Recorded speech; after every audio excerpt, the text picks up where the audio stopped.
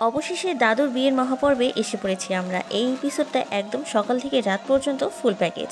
নমস্কার বন্ধুরা, কেমন আছেন সবাই? আশা করি সবাই ভালো আছেন। আমি প্রগতি রায় দিনাজপুর জেলা থেকে বলছি।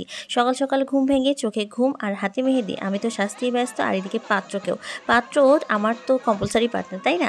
আর সারাদিন বসে খাওয়া ঘুম এই নিয়ে দিন কেটে গেল। সন্ধে পড়তেই শুরু হলো আসল মজা। গ্রামের সনাতনী বিয়েতে যেমন হয়, আগে পুজো, তারপরে ধুমধারাক্কা নাচ, তাই আমরাও ফুল সাজে রেডি হয়ে রওনা দিয়ে পড়লাম।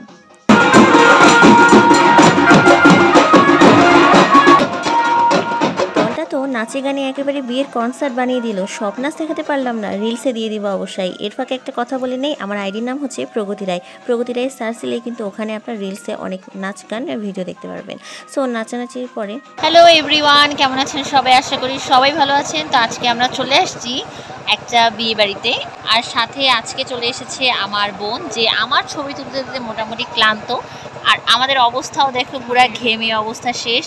কারণ হচ্ছে আজকে প্রচণ্ড পরিমাণে গরম, মানে অনেক গরম আজকে। এই গরমের মধ্যে শাড়ি পরে ছবি তোলা, তো আবার আপনাদের জন্য, ওয়াও! একটু তো বেশি বেশি কমেন্ট করতেই হবে আপনাদেরকে, তাই না? তাই সবাইকে অনেক অনেক বেশি ধন্যবাদ যারা যারা কমেন্ট করতেছেন। আর অবশ্যই বেশি বেশি করে শেয়ার করবেন, কমেন্ট করবেন, লাইক করবেন। ওকে, টাটা। তারপর গ্রাম পুজো থেকে আমরা একটু আগেই চলে এসেছি এবং এসে দেখছি এখানে অলরেডি নাচানাচি শুরু হয়ে গিয়েছে। আমরা নাচানাচি উপভোগ করছিলাম, আর ওদিকে গ্রাম পুজো এখনও আসেনি। তো যাই হোক, নাচানাচি উপভোগ করতে করতে এখানে আগের দিনই আপনারা দেখেছেন গায়ে হলুদ পর্বে যে এখানে অলরেডি নাচানাচি হয়েছে। আমি কিন্তু আমার আইডিতে নাচানাচি যা কিছু আছে সব কিছু ভিডিও দিয়ে দিয়েছি। এখন হচ্ছে বরযাত্রী মিশন।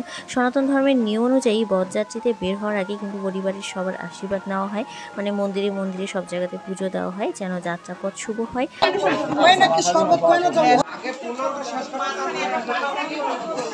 তবে এখানে অনেকে একটা প্রশ্ন করতে পারে যে আসলে বর কান্না করছে কেন। এই দৃশ্যটা কিন্তু একটা আবেগময় ছিল, কারণ এখানে একটা কথা বলি যে যেহেতু বর সম্পর্কে আমার দাদু হয়, তো আমার বড় মা বা বড় বাবা দুজনেই কিন্তু নেই। তাই জন্য মামির কোলেই বসেই হচ্ছে আশীর্বাদ নিয়ে, সবার কাছে আশীর্বাদ নিয়ে রওনা দিচ্ছিল। আর এই জন্য মানে সবার আর কি আগের কথা মনে পড়ে গিয়েছিল, তাই জন্য সবাই একটু কান্নাকাটি করছিল। মানে এটা শুধু বিয়ে নয়, এ যেন আচার অনুষ্ঠান, অনুভূতি আর স্মৃতির এক সুন্দর মিলনমেলা। সো যাই হোক, তারপরে আমরা তো বেরিয়ে পড়েছি, রওনা দিয়ে দিলাম আমরা পাত্রী বাড়িতে যাওয়ার জন্য। বরযাত্রী উঠেছি মানেই হচ্ছে ঘুমটাই যেন একমাত্র কাজ ছিল। গাড়িতে উঠেই এমন একটা ঘুম দিয়েছি, চোখ খুলেই দেখি রাত 1টা বাজে, মানে আমরা পৌঁছে গিয়েছি আর কি পাত্রী বাড়িতে। তবে এখানে আমি বলে দিই পাত্রী বাড়ি কোথায়। পাত্রী বাড়ি কিন্তু আমাদের দিনাজপুরের মধ্যেই, তবে সেটা খানসামাতে পাকের হাটে, বৃন্দার বাজার। ঠিক আছে, তো বৃন্দার বাজার থেকে যারা যারা ভিডিও দেখছেন অবশ্যই কিন্তু বেশি বেশি করে কমেন্ট করে যাবেন, ওকে? তো এটা কিন্তু মানে বিয়ে বাড়ি, বাইরে তখন একেবারে উৎসবের আহর, মানে আতশবাজির রোশনাই আর আকাশের দিকে তাকিয়ে আমরা একদম পুরাটাই মুগ্ধ।